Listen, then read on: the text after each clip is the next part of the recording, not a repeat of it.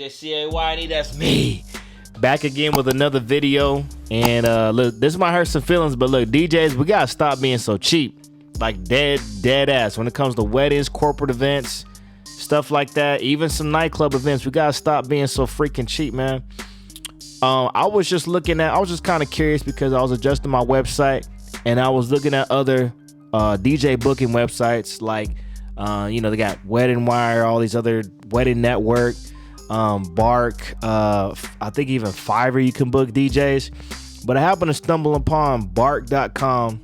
Never heard of it before, right? But it's obviously, keyword search is on point, right? And they gave a breakdown of what the average DJ makes for weddings, bro. And I was highly disappointed. Man, y'all check this out, bro. Look at this. Like, DJs on average make about 500, 600 a gig, right?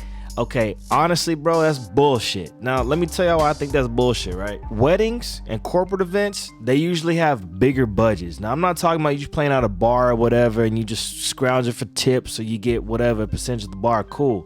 If you got it popping like that, that's awesome. But when it comes to like weddings and these corporate events, they usually break a lot of bread for the events, bro. Now, sadly, DJs are always at the bottom of that totem pole. It's like caterer first, photographer, flower person, other designs, blah blah blah, dress, gowns, extra shit, and then they usually put the DJ last. You know what I'm saying? So it's like we get the bottom of that, right? And it really sucks because photographers, most weddings I've done, the photographers got paid almost like 3 times as much as I was getting paid, and that's like profit. And it's kind of funny because it's like y'all taking pictures of me. Y'all taking pictures that I'm making moments for. I think DJs, bro, it sucks, but they pay us so cheaply compared to photographers. And I get it. They think caterers, okay, y'all got to get paid the most because y'all got to get the place, the food, all that. And y'all thinking, oh, well, the food's expensive, so they're not really breaking that much profit. Yes, they are. And you think photographers, it's just like a DJ. It's equipment that you can reuse. It's software that they're reusing. Like I can reuse my DJ equipment. It's not like the food and stuff and the drink. I can reuse my turntables for another night. I can reuse the same song list, the same software, just like a photographer. You know what I mean? And no shade against photography, but I mean, come on, man. Like, you gotta understand, bro. It really sucks. And I just want to point this out because shouts out my boy DJ Ope was asking about how much should you charge for gigs. And I say just look around, see what everybody else is charging, man. Like, I would actually ask the wedding planner what the budget is, okay? And if you find out that budget like 50 grand and they just paying you 300 to DJ, fuck y'all, bro. Like, seriously, caterer, if it's a wedding that's like 50, 60 grand, caterer is at least getting 10 grand. I mean, at least. And that's like, bro, that's like low end. What average plate is about like 65 to 80 bucks to feed a person. You know what I'm saying? That's not even like a 5-course. It could be a high class wedding. I don't know. But the caterer is going to get a big cut of that.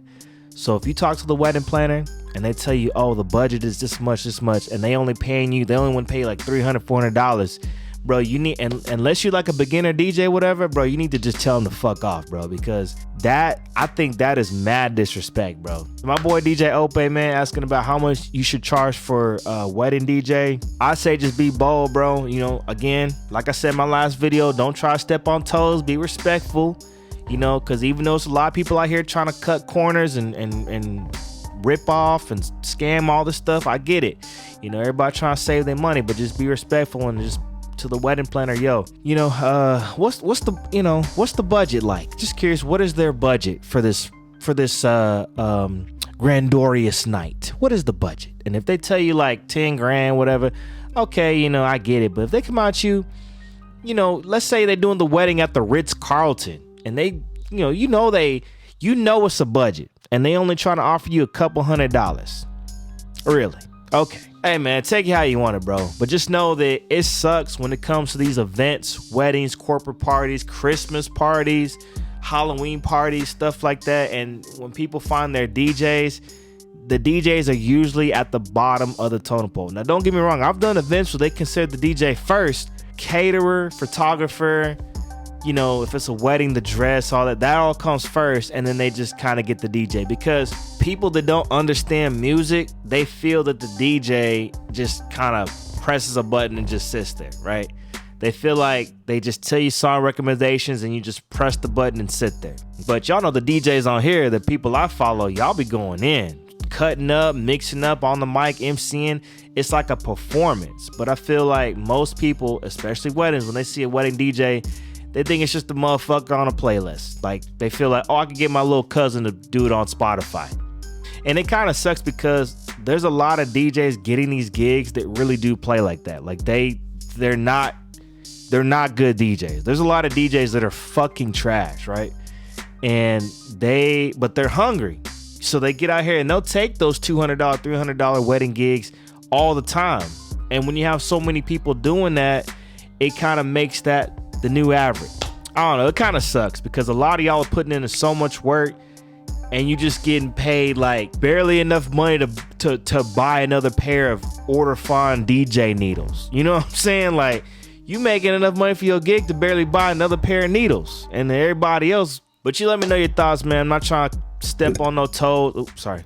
I'm not trying to step on toes or whatever. I'm just keeping it real. Like, DJs really don't get paid shit on average. Now, there's some people that really do get that bag. Trust me. You can find people that really do will give you that bag. If you ask, you will receive. But I feel like people just take what's offered.